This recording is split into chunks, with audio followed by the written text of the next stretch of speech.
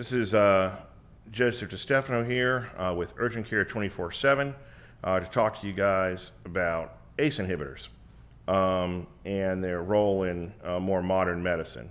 An ACE inhibitor is a type of blood pressure medication that inhibits the creation of ACE, hence the name, and it interferes with an enzyme that activates ACE, and then the ACE hits the ACE receptors in the cells of the arteries and keeps them from contracting.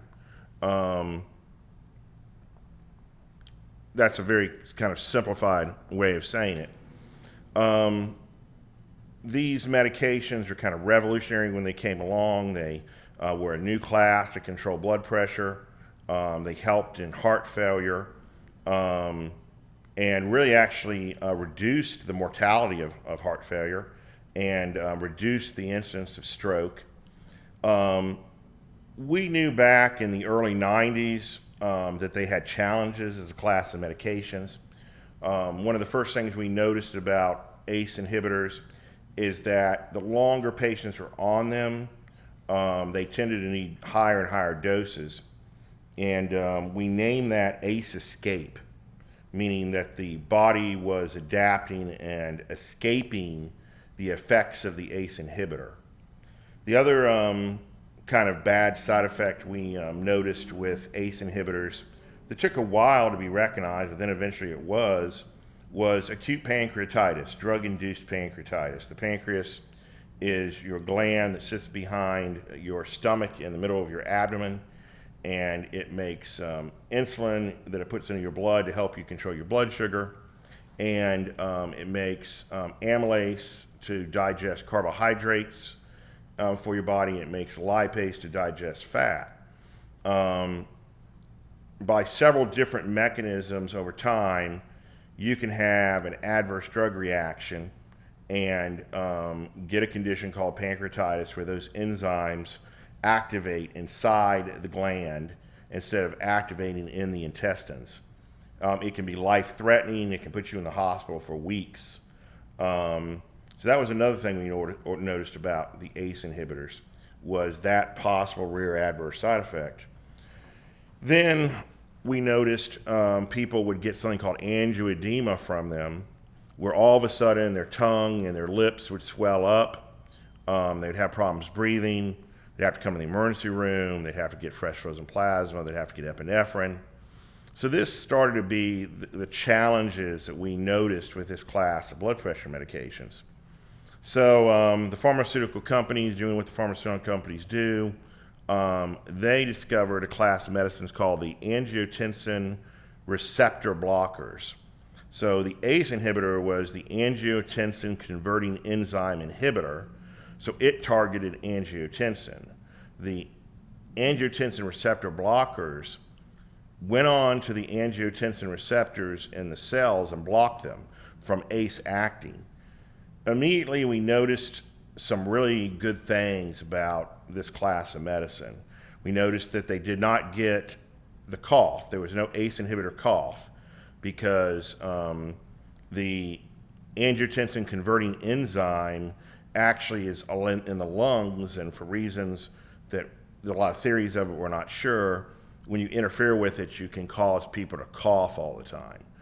The other thing we noticed about the angiotensin receptor blockers, they did not get the angioedema, and they did not get the pancreatitis. And then we also noticed that once their blood pressure was controlled on a certain dose of angiotensin receptor blocker, it was controlled. They did not escape the medication because, frankly, the little cells in the body, they thought that drug, that angiotensin receptor blocker was angiotensin. They're like, oh yeah, our ACE receptors are all filled with angiotensin. We don't have to make new ACE receptors. So there was no outsmarting the drug by just making more ACE receptors on the surfaces of the cell. Then with evidence-based medicine over time, the cardiologists got involved in everything, and they started doing studies of, well, do the ACE receptors work as well as the ACE inhibitors in heart failure? A bunch of studies were done. They worked as well, if not worked better than the ACE inhibitors. Do they work in stroke prevention? They work as well or they work better. So we developed a class of medications that were really superior in almost every way. I mean, but the problem was they were trade name for years. They all were under patent. So you had a situation where the ACE inhibitor was very cheap, $4 or $5. The angiotensin receptor blocker was $180 if you didn't have insurance. So that meant that some people without insurance, had to hang out and just make do with the older ACE inhibitors. Well, now we're in 2021, and pretty much all the angiotensin receptor blockers have been generic for years. And they now all cost, $4, $5, $10, $15. So the ACE inhibitors no longer have that cost advantage, really, over the angiotensin receptor blockers. Now, let us throw COVID-19 into this mix. When COVID came around and we found out that the virus enters people's cells through the ACE receptors, it binds the ACE receptor like angiotensin does, and it sneaks into the cell. We were worried that the ACE inhibitors would have increased mortality for COVID patients. Now, honestly, the problem has been, and that makes perfect physiologic sense, if you're on a drug that's increasing the number of receptors for COVID, you have to worry about that. They tried to do evidence-based medicine on this, and they did a lot of studies. And so they looked at patients that had been infected with COVID, and they were on ACE inhibitor or ARB, and whether they had higher mortality or higher hospitalization rates than people that weren't on ACE receptors or ARBs. And they said, there's no increased mortality being on ACE inhibitor ARB, which is good. That's reassuring. That's nice. The problem is in almost all of these studies, they did not do just ARBs. They did not do just the ACE inhibitors. They gathered their data on ARBs and ACE inhibitors. And what they couldn't look at, because it'd be very difficult to look at, is whether people on ARBs were less susceptible to COVID because their angiotensin receptors were already blocked by the ARB. I don't know how you would even ever really structure that study. There's just no real way to do it safely and ethically.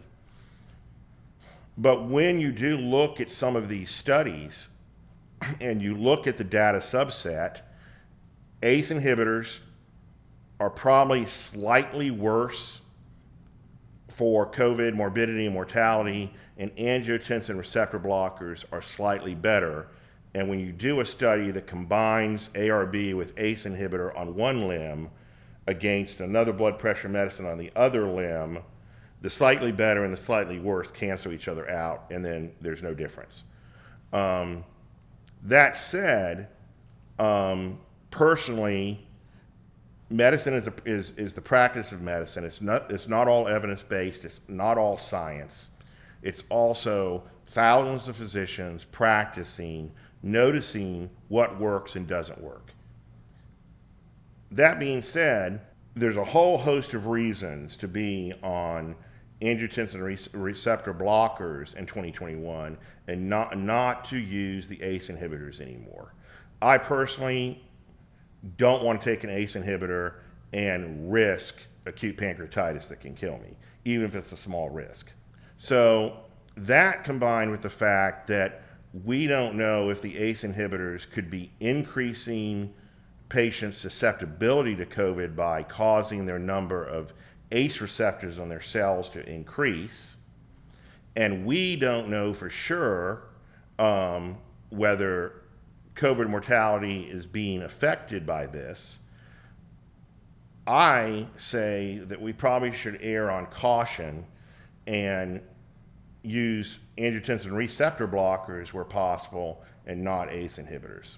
I practice by the principle of what would I do for my family member? What medicine, with my knowledge and my nearly 30 years of practice, would I choose to treat hypertension in my mother, my sister, my grandmother, and I would not choose an ACE inhibitor. This is Dr. Joseph DeStefano. Thank you for this chat on ACE inhibitors and hypertension in the modern medical world. Urgent care 24/7. Life is 24/7, and so are we.